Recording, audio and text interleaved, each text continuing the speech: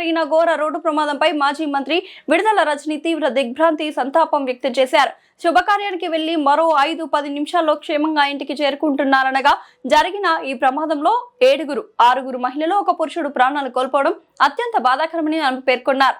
ఆటోలో ఉన్న మొత్తం 15 మందిలో గాయపడిన క్షతగాత్రులు జీజీహెచ్ తో పాటు ప్రైవేట్ ఆసుపత్రిలో చికిత్స పొందుతున్నారని తెలిపారు. మృతుల కుటుంబాలకు ప్రగాఢ సానుభూతి తెలిపిన ఆమె ప్రభుత్వం తక్షణమే బాధిత కుటుంబాలకు ఎక్స్గ్రేషియా చెల్లించి ఆదుకోవాలని డిమాండ్ చేశారు. బస్ డ్రైవర్ నిర్లక్ష్యమా లేక సాంకేతిక లోపమా అనే కోణంలో పోలీసులు సమగ్ర విచారణ జరిపి ప్రమాదానికి గల కారణాలు నిగ్గు తేల్చాలని, భవిష్యత్తులో ఇలాంటి ఘటనలు పునరావృతం కాకుండా ప్రభుత్వం కఠినమైన రోడ్డు భద్రతా చర్యలు తీసుకోవాలని కోరారు.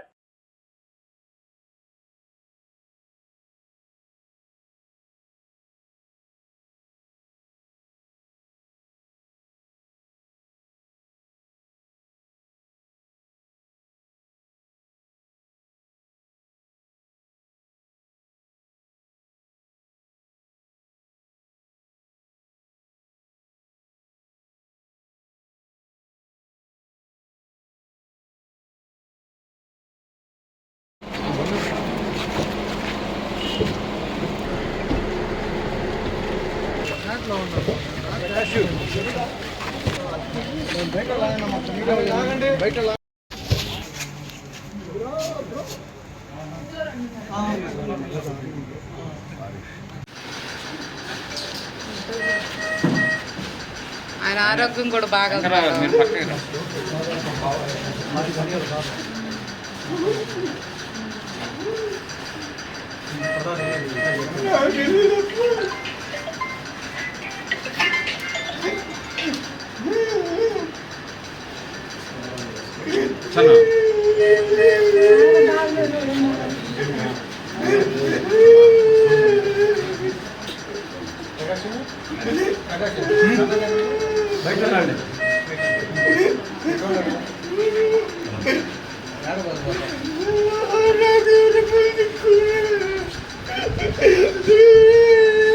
మన దాకా హాస్పిటల్లో ఉన్నాడు మేడం. ఆయన కూడా ఆరోగ్యం బాగాక భార్య చచ్చిపోయింది. ఆయన మనవరాలు కూడా హాస్పిటల్లో ఉన్నారు.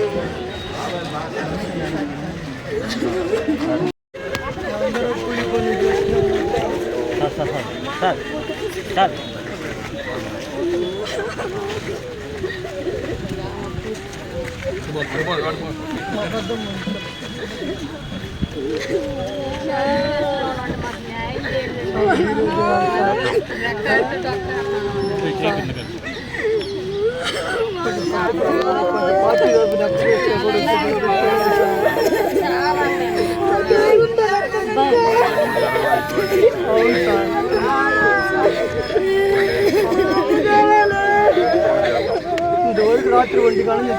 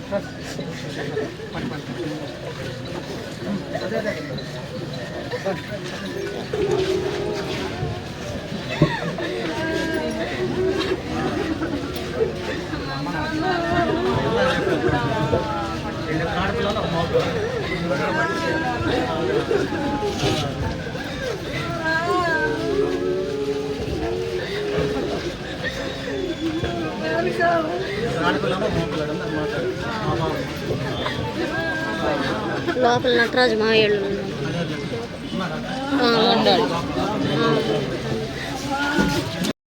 తిరిగి వస్తూ అది కూడా ఒక 5-10 నిమిషాల్లో ఇంటికి చేరుకుంటామనేటువంటి ఒక సమయంలో మరి ఇంత ఘోర ఘటన చోటు చేసుకోవడం అనేది చాలా చాలా బాధాకరం. మరి ఇంత ఘోరమైనటువంటి ఇంత బాధాకరమైనటువంటి ఈ ఘటనలో ప్రాణాలు కోల్పోయినటువంటి వాళ్ళని మనం ఇప్పుడే మీరు కూడా వచ్చారు చూసాము. ఇక్కడ ఒక 5 మంది ఉన్నారు.